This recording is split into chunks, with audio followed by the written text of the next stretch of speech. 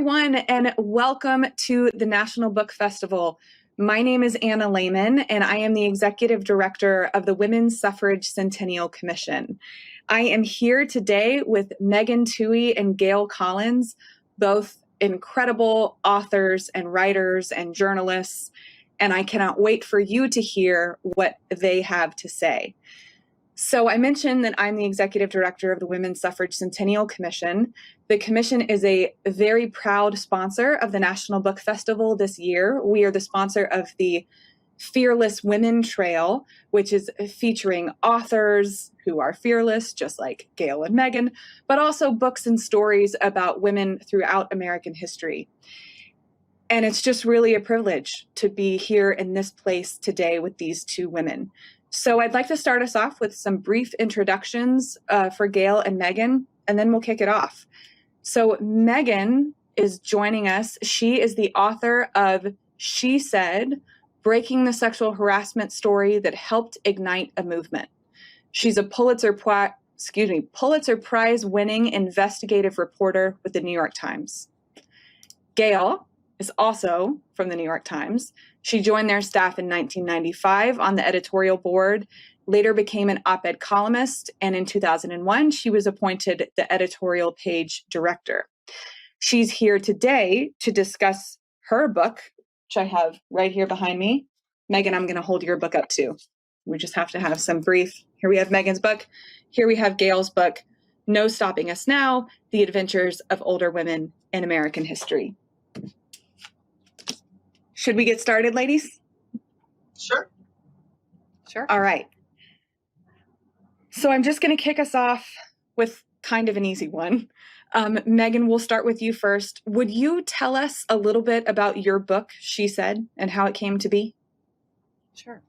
So the book that I co-authored with my colleague, Jody Cantor, another investigative reporter at the New York Times, came about because after we broke the Harvey Weinstein story in October of 2017, we watched with wonder as the dam broke and, women all around the world came forward with their stories of sexual harassment and abuse.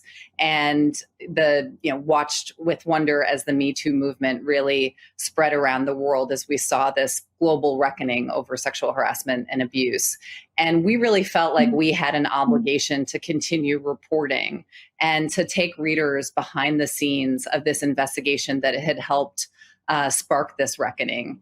And so much of investigative reporting takes place behind the scenes and is confidential. And we really wanted to take readers, give them a front row seats to the first kind of hushed conversations we had with our sources, from famous actresses to women who had worked in Weinstein's company.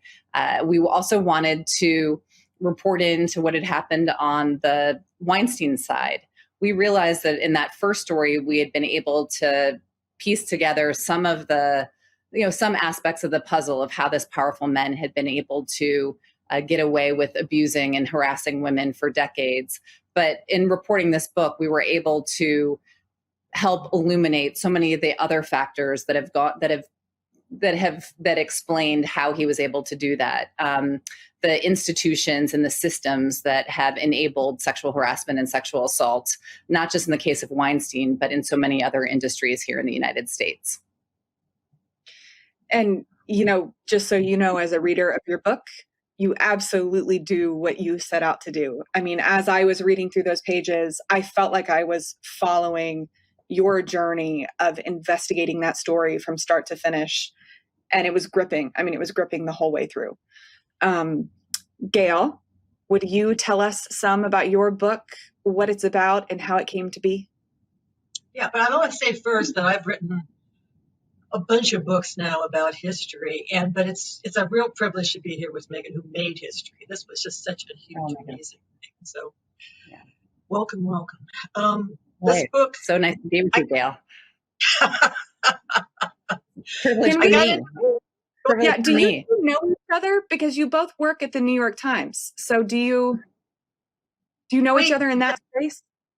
We have passed and met, but the opinion people are like in a whole different area of the building than the news people are. it was sort of arranged like that because of the theory that we, were completely different, didn't talk to one another and so on. Yeah. So we don't get as nearly as much chance as we would like to just sort of hang out with the news side. Right. Yeah, this is for us. Yeah. Right. Well, I love this. Okay, Gail, tell us about your book. I wrote a book a while back in which I ran across a letter from one of the early American colonists. They were all guys writing back and asking for people to please send them some women so they could get married and have families. And they wrote, the woman must be of good character and under 50 years of age. And I thought, wow, they're not that picky back then. And then suddenly I was remembering those ads from I think it was the 70s, the You're Not Getting Older, You're Getting Better ads. And they start out saying, these days, 25 is getting to be very old. And I thought, wow, we went from 50 is young to 25 is old. And how did this happen? Where did it go back and forth? And that's how I got started on the whole looking into what it was like to be an older women at different points in American history and what they got away with and what they did. So that's well, and I love having the two of you in conversation with each other for this panel, because what you both really get at are, right, your books are about women's experiences and women's lives, both throughout American history and now. And so there's that common thread that runs through both of these books and through your larger work, right, that both of you do. And so I think putting you in conversation with each other for this dialogue is, it's perfect. Let's pivot a little bit. Megan, your book is really about your investigation of the Me Too movement, about Harvey Weinstein. For people who haven't read your book yet, could you talk us through a little bit about, why did you and Jody decide to write this book, right? What sparked the idea of we need to put this down on paper? We've done our investigative reporting, right, that has, as Gail said, made history and changed the world. Why put it together into a book? Mm-hmm. One of the reasons was that we realized that, as I mentioned, we realized that when we broke the Weinstein story, we had learned a fair amount about this powerful producer and his decades-long history of harassing and abusing women, but really understanding more of how is it that powerful men in this country have been able to get away with that year after year, decade after decade. And we really felt an obligation to report further into those questions, to report into the question of complicity. How was it that Weinstein worked for, Weinstein ran some of the most prestigious film companies and powerful film companies in this country, Miramax and then the Weinstein Company. We realized that these companies had glimpses of the boss's predation, including Weinstein's brother, Bob Weinstein, who was the co-founder of these companies and worked side by side his brother for years. And the board of his company. And so we really wanted to report into the question of complicity. When people get glimpses of wrongdoing, what do they do in response? How do they try to stop it? Or do they look the other way? We wanted to report more into these secret settlements that have been used. Weinstein, we were able to piece together a financial trail of payoffs that Weinstein had made over the years to silence as many as 12 women who came forward with allegations against him. There was this one moment in the investigation when I was on the hunt for a woman who we thought had been sexually assaulted by him when she was a young assistant, working as a young assistant in his company. And, I actually drove out to a family home of one of her family members had a home outside of New York. And I drove out there with like a handwritten note that I was going to give this family member making the case for why she should talk to us. And the woman herself actually answered the door and she said, "Oh my gosh, I can't believe you found me." And then the second thing she said, I've been waiting for this knock on my door for 25 years. And yet she was legally prohibited from telling me what had happened to her. Like so many women in this country who suffered sexual harassment and sexual assault, she had been advised by her attorneys that her best option was to take money in exchange for silence. And so we really felt an obligation to try to explore more of these secret settlements and what they've meant and how they've allowed predators to cover their tracks. And so it was clear that there was much more of the Weinstein story that needed to be told as basically an X-ray into abuse of power in this country. And then we also realized that we wanted to, we never could have predicted the way that the Me Too movement was ignited following, that our story had played a role in this Me Too movement being ignited. And we knew that it had come to mean so much to so many people. And so we really wanted to take people inside the New York Times newsroom and into our partnership as reporters, and to watch journalism in action and see how you build an investigation like this that can have such a huge impact. Well, and in reading your book, I was reminded that you all basically, through your reporting of this, we take it for granted now, but following the paper trail of these non-disclosure agreements, that wasn't done before you all figured out that that was a way to sort of prove a pattern of behavior. And in reading your book, I was reminded of something that now seems obvious and clear, and like that, of course, that's how this investigation happens. But no, that was just a few years ago that you all really uncovered something very important. Well, I would actually I do a little bit of a correction to that, which is that we were actually taking a playbook that had first been created by our colleagues, Emily Steele and Mike Schmidt, who broke the Bill O'Reilly story. That's right. Somebody, That's right. Bill O'Reilly would more than $400 million in secret settlements to women who had come forward with allegations against him. Yeah. And, so these are women who were locked into silence through these secret settlements. And Emily and Mike were able to basically piece that financial trail of payoffs together.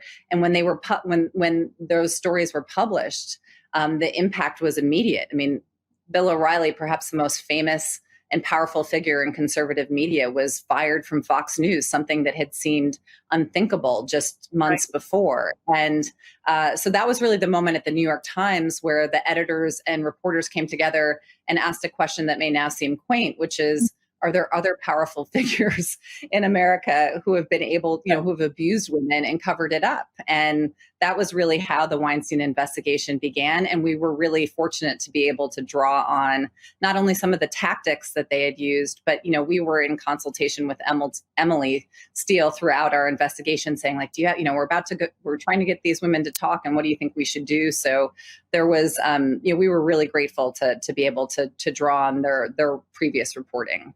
Right. That's another theme, Megan and Gail, between your two books, is really giving voice somewhere where women's voices have been taken away.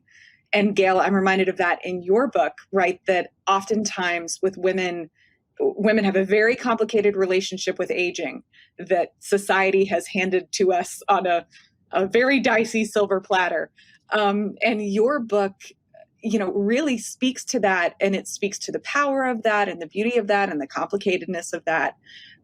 Could you talk a little bit about, what was it like to research that topic and to sort of bring life to this topic?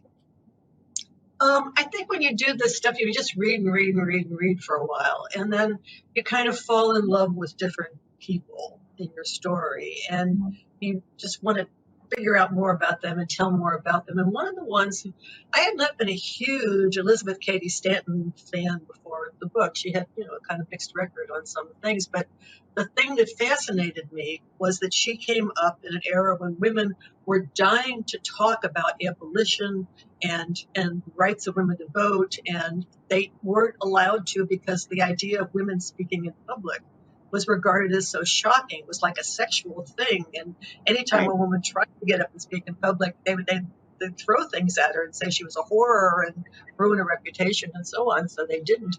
And what she figured out was, I am old. I am a grandmother. Look at my gray hair. Very old. I can't possibly be a problem, right? How could you worry about this? And once she had gotten that it's safe if you're older than a woman to go out and do things, it's not the same kind of a shock, she was on trains across the country playing poker with soldiers and climbing up mountains. I mean, she just had a million adventures and spoke to a million different people. And I just sort of love the way she figured that out.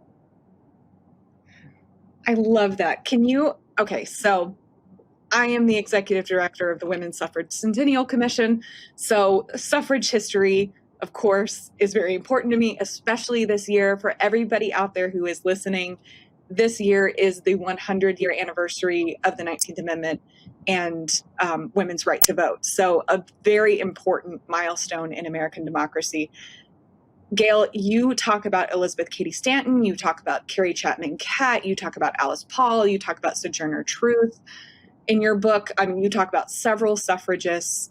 One of the things that I love about Elizabeth Cady Stanton, as a mom myself, is that she had, babies on each hip, babies around her skirts, and she was still just this bold, radical woman, right, her whole life. Can you talk a little bit about the investigation and the research that you did and the writing that you did about the suffrage movement in your book?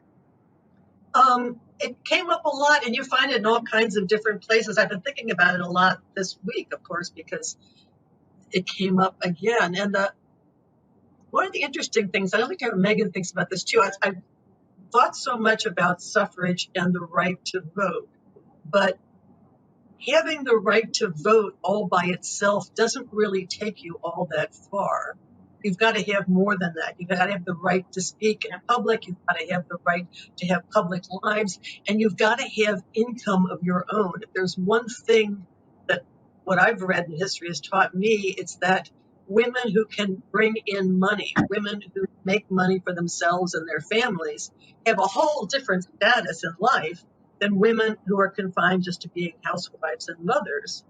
And it wasn't their doing. People were stuck in different things as they went along in history, and they moved to cities, stuff happened. But and I've wondered this about the fact that right now, since the 1970s, there's been this transformation of the economic role of women in America. It was in the 70s that suddenly, because of one thing or another, married middle-class couples could no longer support their lifestyle with just one income.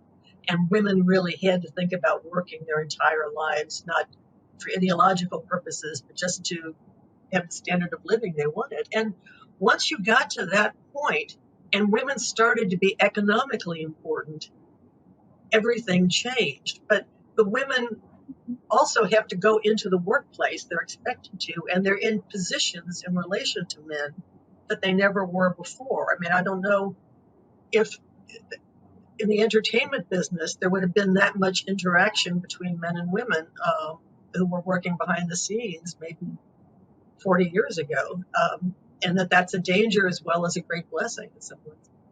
Is that right? Does that make sense? Yeah. And I think, I think that not just the work, not just sort of are women, in some ways this may be stating the obvious, right? But it's not just like, are women working and taking home paychecks, but what positions are they holding within various industries? I thought, in trying to figure out how it was that the Weinstein, in 2015, 2015 was actually one of the rare moments when at least one allegation against Harvey Weinstein burst into public view, when this model, this model from Italy had reported to a work meeting at his office here in Manhattan, and within hours of leaving had gone to the New York Police Department and said, I was just sexually abused by this producer. And there weren't charges brought at the time, but there were headlines. And so we knew that the Weinstein company, the other executives in his company, and the board of outsiders overseeing the company were aware of that. And in the course of our reporting, we realized that in that year, they also had learned of other allegations, that there was actually a junior executive in the company who actually submitted a scathing memo outlining all of this alleged harassment and abuse by Weinstein that the board saw. And so what did they do that year? They renewed his contract. They renewed Weinstein's contract. And to try to figure out how something like that could have happened, I always thought that it was very interesting to note that the board of Weinstein's company there was not a single woman on that board. Mm. There was no woman on that board. And I always wondered, yes, there were women working in the company. Yes, there were even women in the company working at high levels.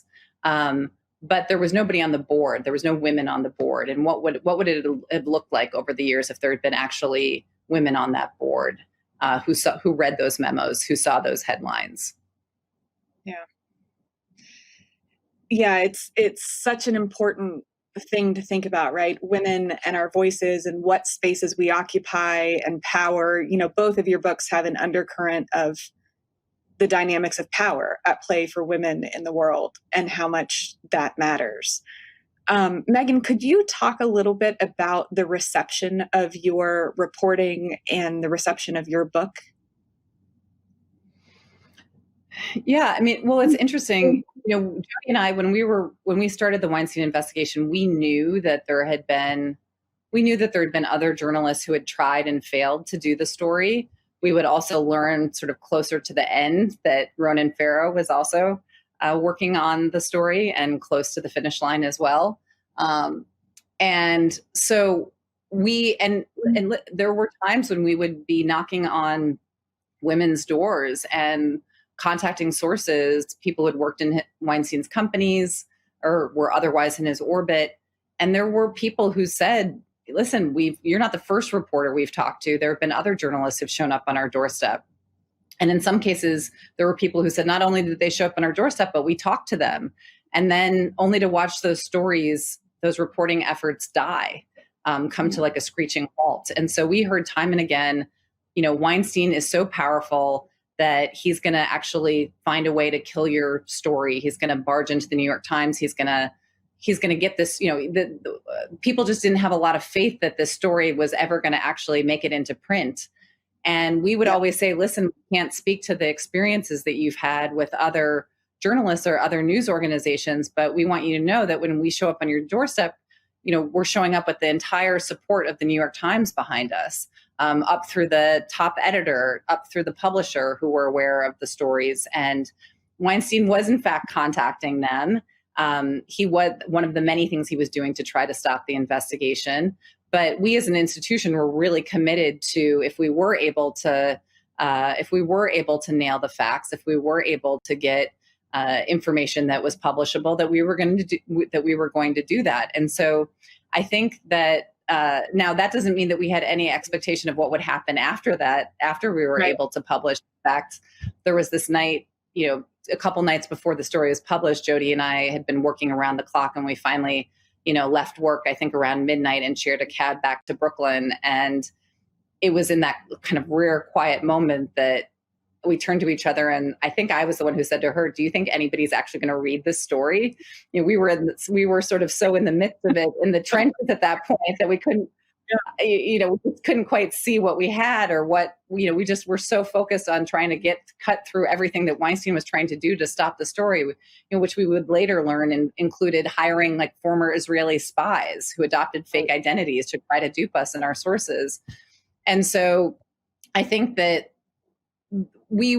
our starting point was just pride that we got there, like that we were like, thank goodness, because the prospect of having heard all those stories of harassment and abuse, and this fear that we would sort of join the ranks of journalists who had seen that and heard those stories and not been able to publish was like too much to bear. We were just so terrified of that. So I think for us, upon the story being published, the reception, at least internally, was just like, yeah, we do, we got it. At least we were able to accomplish that.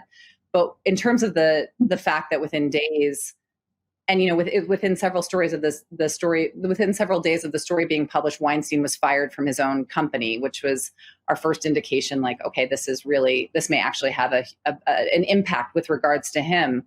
But in terms of having like a broader impact on the sort of culture, and that was something that we started to also feel within those first several days, when our emails and phones were flooded with women who were coming forward with their own stories of harassment and abuse, not necessarily in Hollywood, but like way beyond. And for reporters who have done for any journalist who's worked on these stories of harassment and abuse, and to know how hard it is to try to extract those and bring them to light.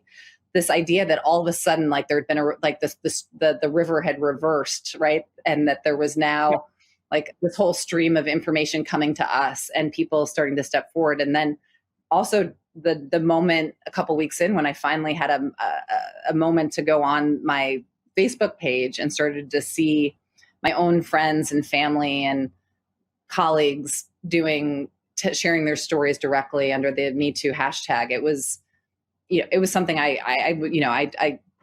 I'll never forget. It was so moving and certainly something that we just never could have imagined. We certainly didn't predict. Yeah, so I worked for many years at a crisis advocacy center working with survivors of sexual assault. And as I was reading your book, I thought a lot about those experiences. And that's such a micro, that's a one-on-one working with victims. And what you were doing was that kind of work on such a macro level.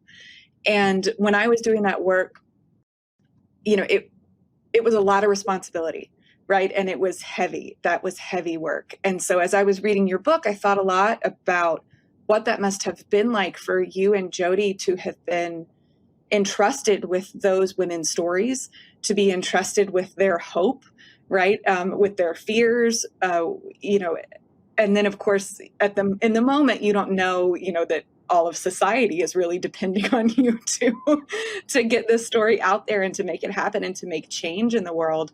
But, I thought a lot about that while I was reading your book, and you mentioned it just a minute ago, but could you talk a little bit more about, what did the weight of this feel like for you? I mean, you've reported on President Trump, you've reported on a lot of heavy stuff, but what did the weight of this story feel like? And what did it mean to just get it into the world? Yeah, I mean, well, you're right that there was a weight. It did feel like a grave responsibility to be carrying those, not only once for the women who did share their stories with us, and then there were the women who shared their stories with us, and then there were the women who went on the record, and that was a small number, but we were kind of carrying the stories of a fair number of women at that point, and especially the ones who were going to be going on the record and having their names associated with it.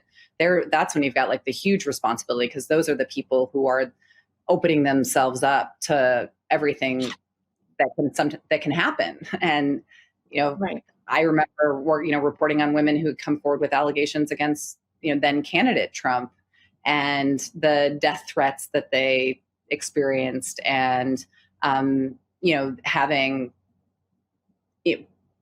people on Fox News, take aim at them, and to have President Trump threaten to sue them. And so I was very aware that going on the record and putting yourself out there like this for the women who agree to be sources and go on the record in these stories is not done lightly, and can come with real risk. And so it is absolutely, if you look at the kind of landscape of reporting that I've done, and I think I can speak for Jody as well, like this was one where you really did feel, people will often ask us, especially when it's when they learn that there were these former spies who were on our trail and trying to stop us. And there were these powerful lawyers like David Boies who, and others who were threatening to sue us. And people have asked us, like, were you ever afraid for yourselves? And we always say, no, we weren't. I mean, as investigative reporters at the Times, you kind of wake up, it's the reason we get out of bed in the morning is try to hold powerful people to account, and expecting that they're going to engage in all those, in a certain amount of tactics to try to stop you, prevent scrutiny.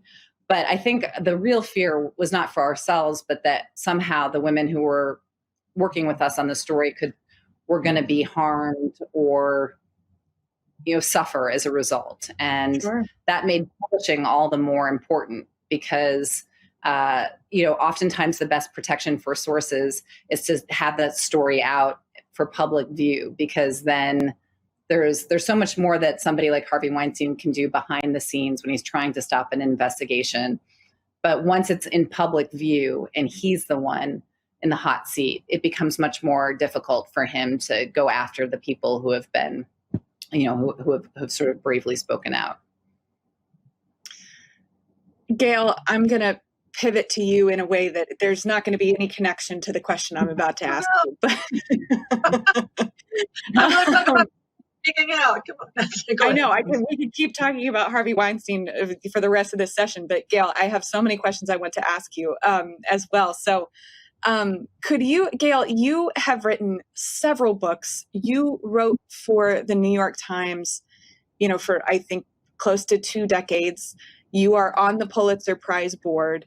I was wondering if you could speak a little bit to anybody who may be listening who is an aspiring author. And then Megan, I'm going to ask you the same question about being an aspiring journalist. But for anybody who's listening who might be an aspiring author, an aspiring journalist, could you speak a little bit to, what advice would you have for young women who are looking to you and the career that you've had and the stories that you've managed to put down on paper?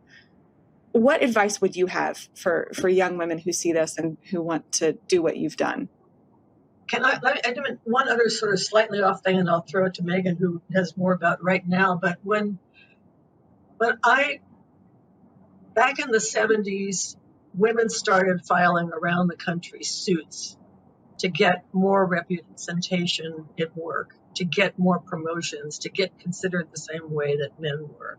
And at the Times, it happened in the 70s too, and in the 80s. And in all of these instances, almost, the women who filed the suits were never the ones who got the reward because they'd been there a long time, they hadn't been promoted, they got in people's faces, so they weren't the most popular always.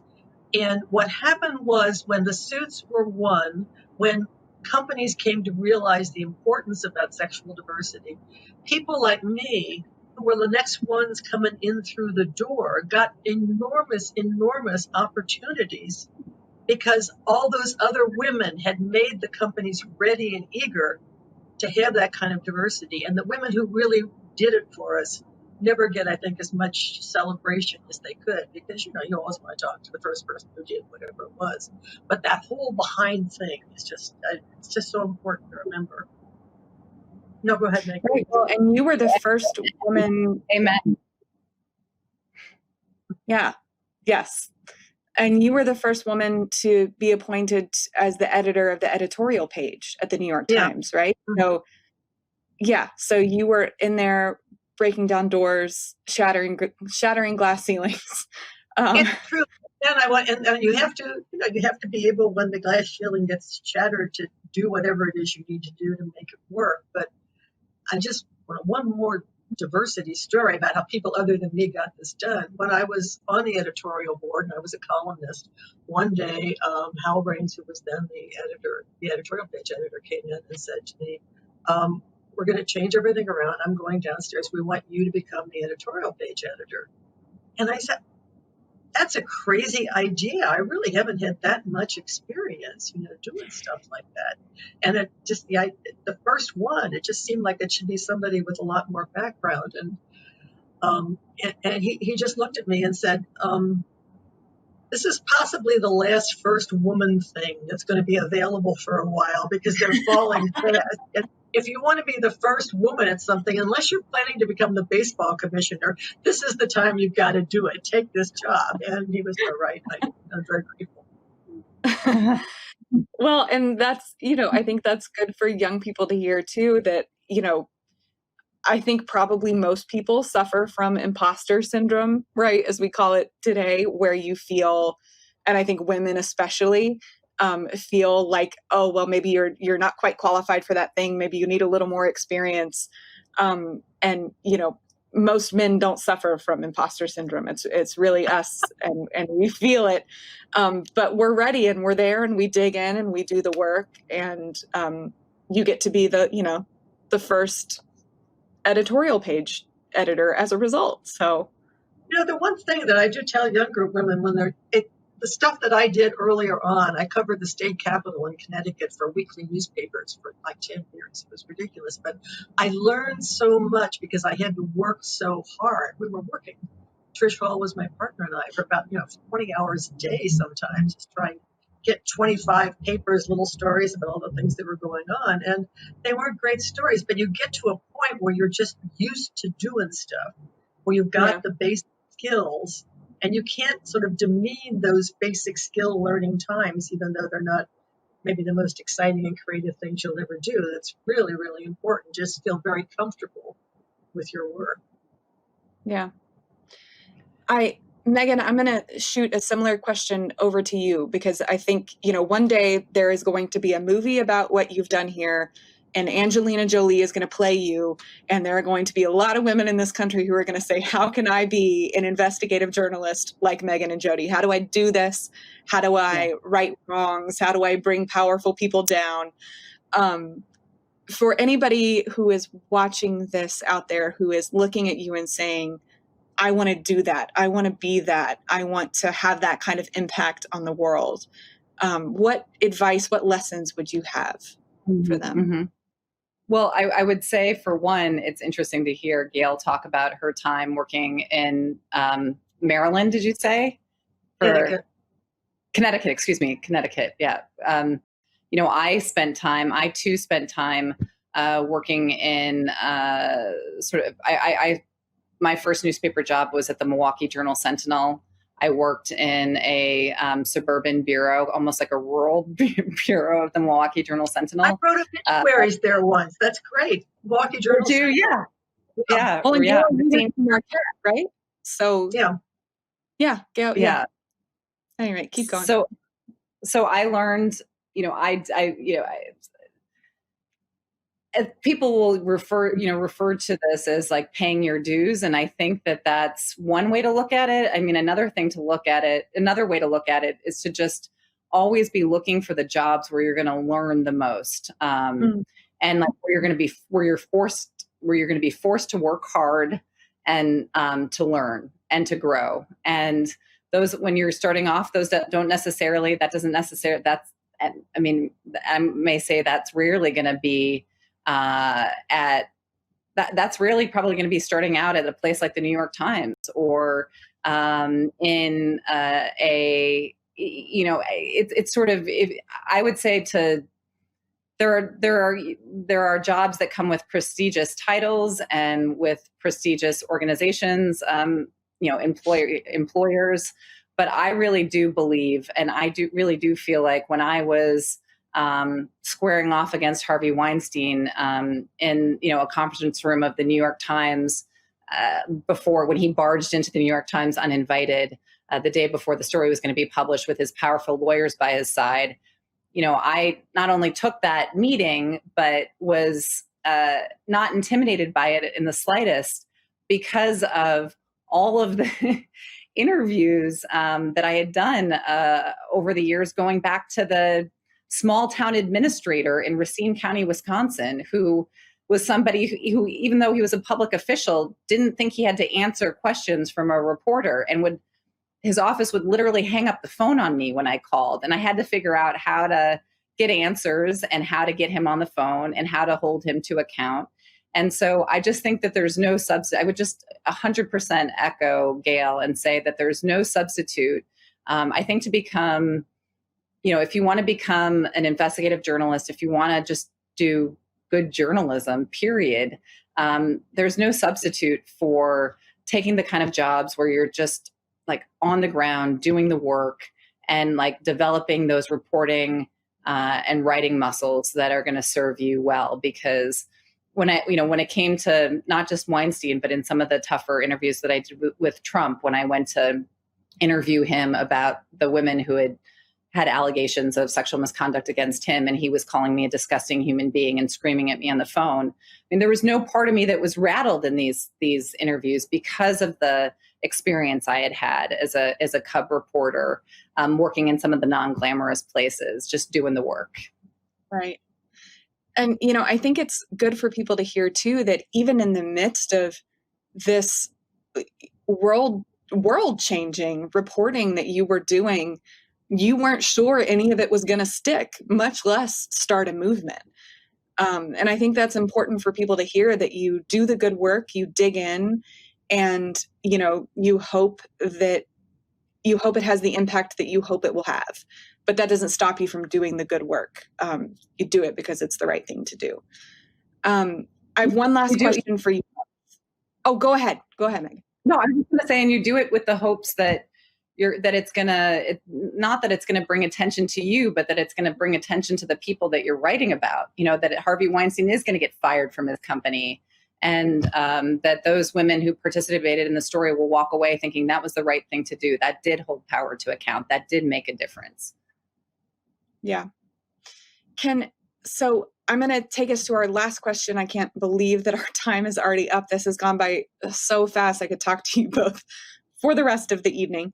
But to wrap us up here, the National Book Festival this year, this is the 20th anniversary, which is such a phenomenal milestone and just really speaks to how much this festival resonates with folks across the country and how important it is to have a space to get together and share ideas and sit with like-minded people and think about new things.